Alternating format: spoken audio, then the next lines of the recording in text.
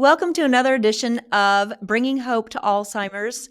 I'm Ann Fraser, and I am delighted to have with me today Nikki Jardin, and she is the co-founder and the publisher of Mirador. And Mirador Magazine is a dementia-friendly magazine that focuses on the enjoyment and the engagement of individuals and care partners of those that have dementia or cognitive issues.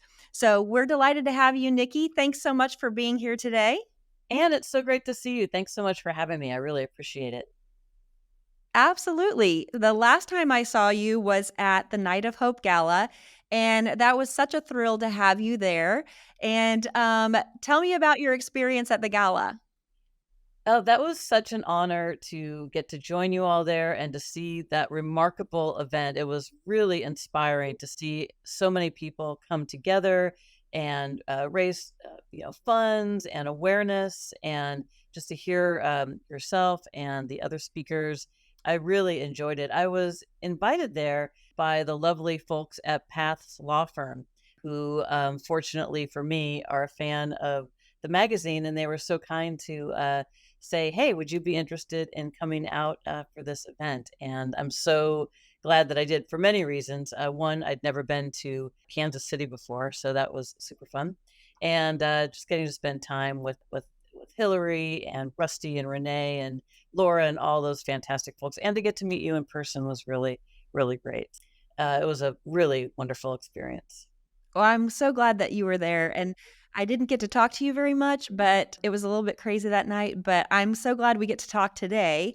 And I want to hear more about um, you were a part of the gala because you have a lot to do with your Mirador magazine has a lot to do with people who have dementia or cognitive issues. Tell me a little bit more about your magazine and what the purpose of the Mirador magazine is. So Mirador sort of came into being in my mind anyway in late 2017, somewhere right around there. I have an aunt. Actually, she just passed, so I'm not used to talking talking about her in the past tense. It was just a couple of weeks ago.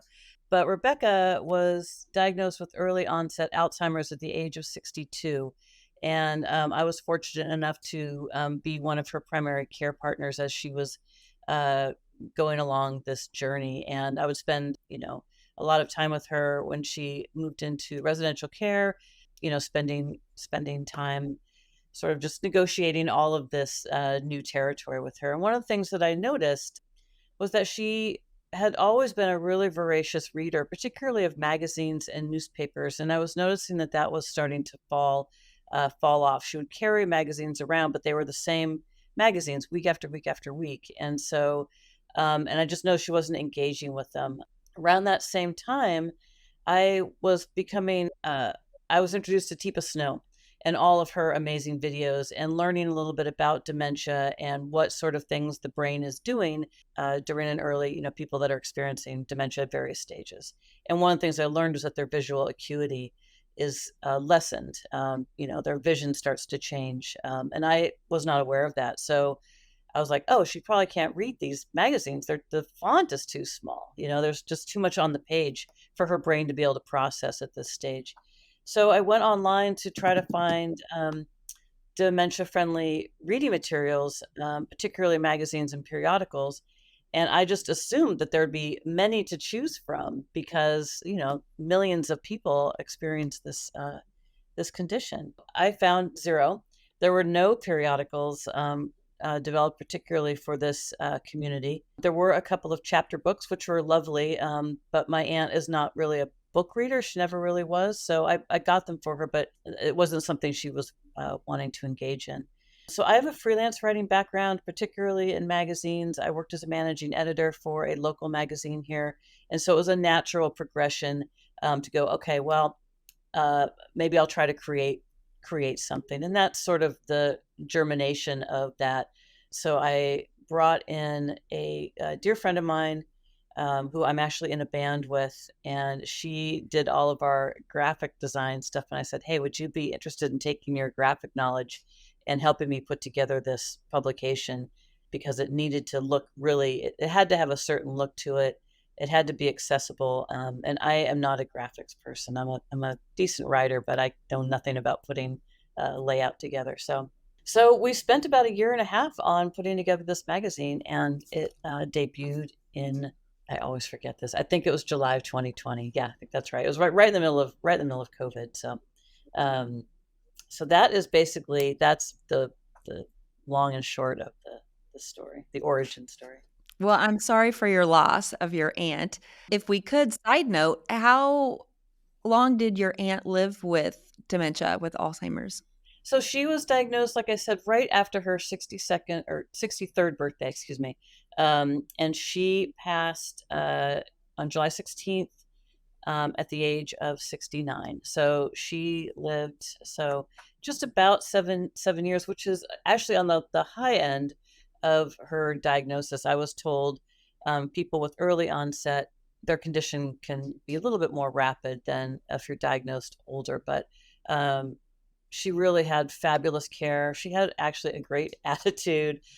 She was always a very positive person, and she had a great community around her. And I'm sure that helped. Plus, she was physically strong, and she was always the kind of person that liked to be helpful. So in her residential care, the staff were great. They would always elicit her help to help bring other individuals into the rec room or into different meetings and the music and the bingo and all of that. So she'd wheel people around, and she loved reading, and so she loved reading to other residents and visiting with people. She was really a fantastic person. She's only 12 years older than me, so we were very, very close all my growing up, and she was instrumental in in all the things with me. But yeah, so she was great.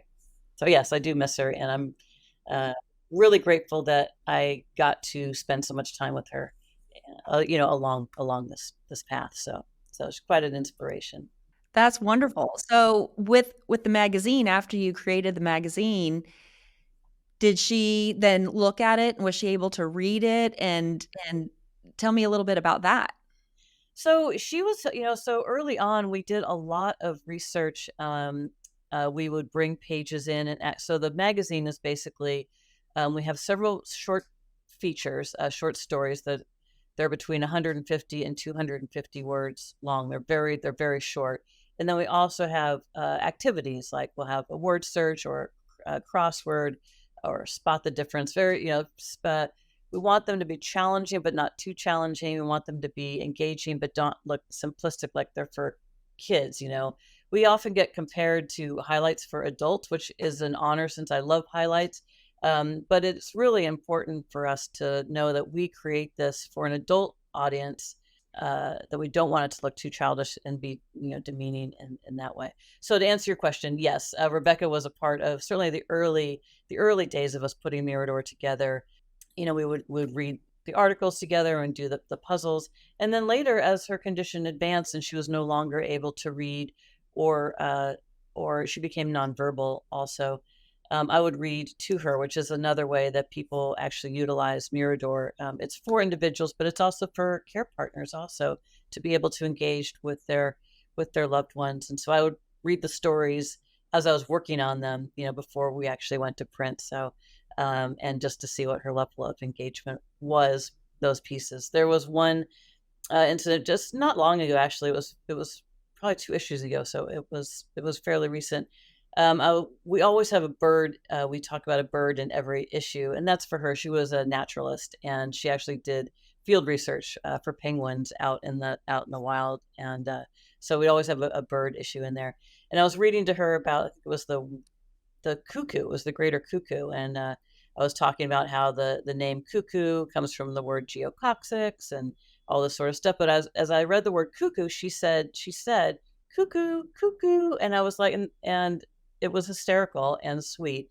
My grandmother, her mother, had cuckoo clocks all over the house, and so it was a great moment of me too, because when our loved ones get to be nonverbal and not able to engage the way we're used to, it can be difficult to know if our presence and what we're in our talking is getting through. And so we know that we know that people can hear and they are listening it's nice to get that validation also, though, as well. So. Absolutely. Yeah. So, do you create all of the stories? Do you create the word finds or the crossword puzzles? Like, who puts all that together? So it's primarily myself and my co-founder Tave Fashe. We do a lot of the writing. I primarily, write like the birds, and I write, a lot of the stuff. Tave will work on the recipe. I do the word search. I do the crossword. We do all of those puzzles in-house. We take the pictures for the spot the difference. Occasionally, we do have contributors that come in, which is we would love to have more of them. We're a very grassroots organization, so it's very in-house because we can't afford right now to pay people. Which, as a writer, I always, you like to be able to do that. But we have some great volunteer writers that have come in. And Judy Stock, who is part of Tifa Snow's Positive Approach to Care team, has been a writer with us for many issues. We've had guests like Loretta Vini, who did a craft with us, Ray Burrow. We had a fantastic piece written by Peter Barry and Deb Bunt. Peter Barry is a from the UK, and he was diagnosed with early onset at the age of 50. And he is a fantastic advocate. And so he wrote a really nice piece for us about bicycling. Actually, he bicycles around England and does a lot of advocacy work. So to that point, he did mention that how cycling helps his dementia. But I do want to point out that Mirador is not about dementia. It's not about brain change. It's really just a magazine that's formatted in a way for people to be easier to access. The stories their nature, their history, their some nostalgia components. We wrote a piece about the history of Monopoly. We write about the history of transportation. We write all kinds of stuff, and we really just try to mix and match, history, features about other people, nature, just stuff that we feel like can engage a broad audience. I think that's great because it shows you're finding interests that people have, and sometimes they've lost some of those interests. So being able to read about something and then that spurs, like you said, like cuckoo, it spurs thoughts and memories, which is a great thing. So that's very good. How has your magazine impacted readers? Have you heard stories and you get feedback? What do you hear? Yes, we actually were really lucky. We have a great community of people, and I do get emails and photographs of people engaging with the magazine. I just got something last week from a reader. It was a great picture of a woman. It was her mother who has Alzheimer's, and her granddaughter who looked to be about, I don't know, 10 or 11 or 12. And they were coloring together on one of our coloring pages, and she just wrote a nice note saying that they really enjoyed engaging with the magazine together, which really just warms my heart, because that's why we do this. And I love also that we do try to make it so, like as I said before, it's written in a way for adults to enjoy, but the language is accessible for younger readers also. It's simplified, but we use regular vocabulary. The sentences are a little shorter, the paragraphs are shorter, but children, of a certain age group can read the articles too. And so we hear about that, this sort of nice intergenerational play between stories and the activities and their older loved ones, which is a really nice way for people to interact together. And so we hear stories like that. Or I got another note from a woman whose dad really just loves flipping through the pages, and he'll read from time to time, but she said told me that he's more engaged in printed material than she's seen in a long time, which is also really, really great. And we take all that kind of feedback in, and we also hear like, hey, could you add a little something here, can you do something here? And we'll take that into, we're 9 issues in, so we're very young. And so when getting that feedback from our readers is super helpful for us to make the best resource that we can for our community. Very good. Very good.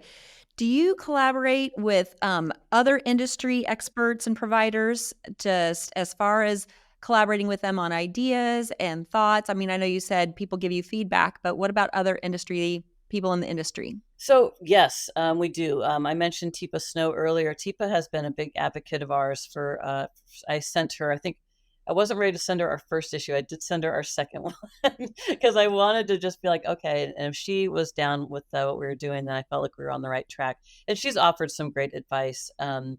There's a Second Wind Dreams. Melora Jackson has also offered us some really good feedback on some formatting issues.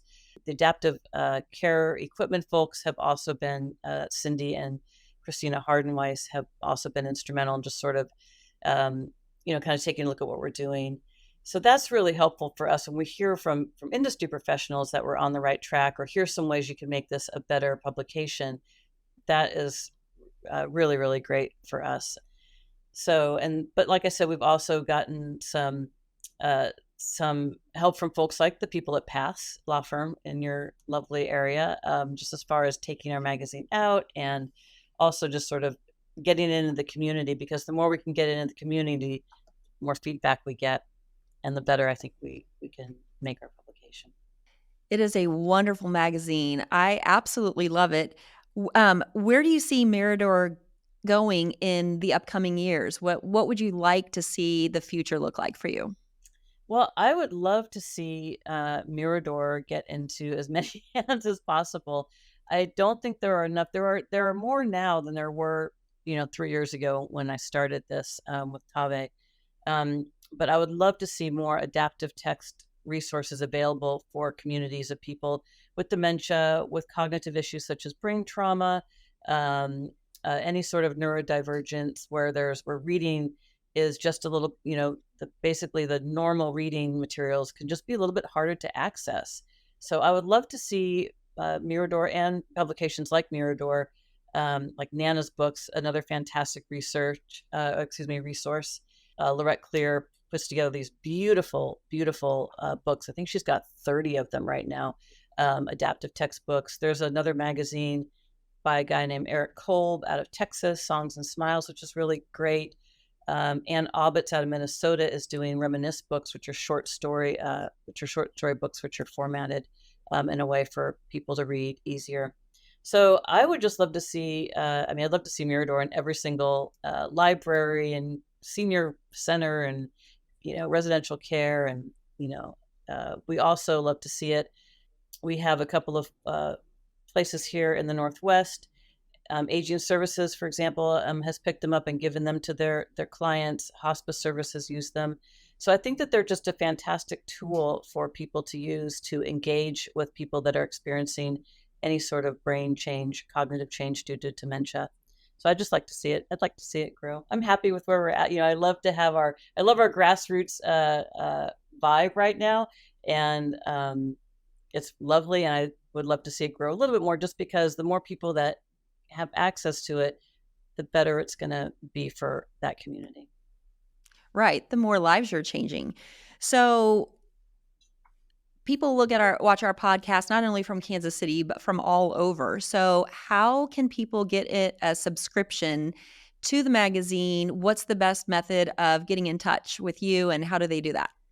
So you can reach out on our website, which is miradormagazine.com. And so there's a subscriber page there. You can also email me, which is Nikki, Nikki, at miradormagazine.com. Or you can call us, which is, I don't know if we can put the phone number, but it's 503-644-2113.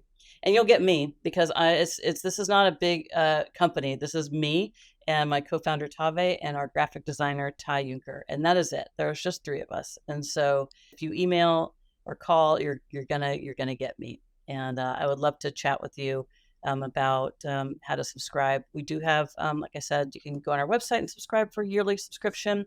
You can subscribe for bulk subscription. So if you wanted to get 5 or 10 or 20 or whatever into your residential care or hospice group, you get discount for ordering bulk magazines. Okay, excellent. So what else do you want to share with anyone that's listening, watching? What do you want to share? What have we not covered? Let's see. Well, I tend to run on, so I don't like, what have I actually just talked about? But I do want to emphasize the fact that reading is so important for cognitive health. This has been studied, and it is validated that reading helps in so many ways. It's self-comforting, it can decrease anxiety, it can decrease loneliness, whether you're by yourself or sharing with somebody else. Reading is really important.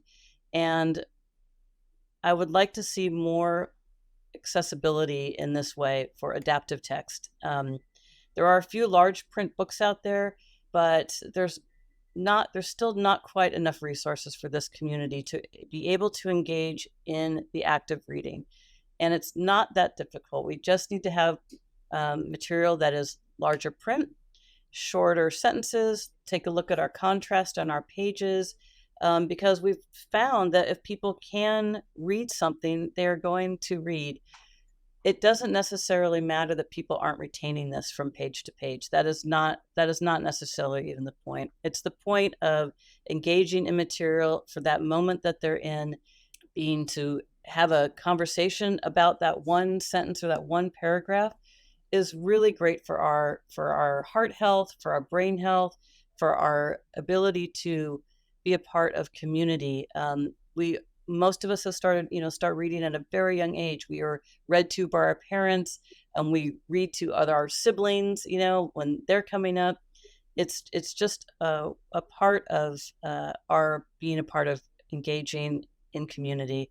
And so I'd love to see more of it available, and just as an awareness. So that's a big mission for myself and for other people in this world, like Nana's books and Songs and Smiles. Like it's important. Yeah, I agree with you. There are not near enough resources available. I was obviously you remember I was a caretaker for my parents, and one of my fondest memories. I was just with our daughter and her husband and grandkids this weekend, and I was telling my daughter what a wonderful memory I had of her. This was in the very last days, probably month before she passed away. She couldn't do crossword puzzles anymore, but my daughter Kaylin would read her of the crossword puzzle.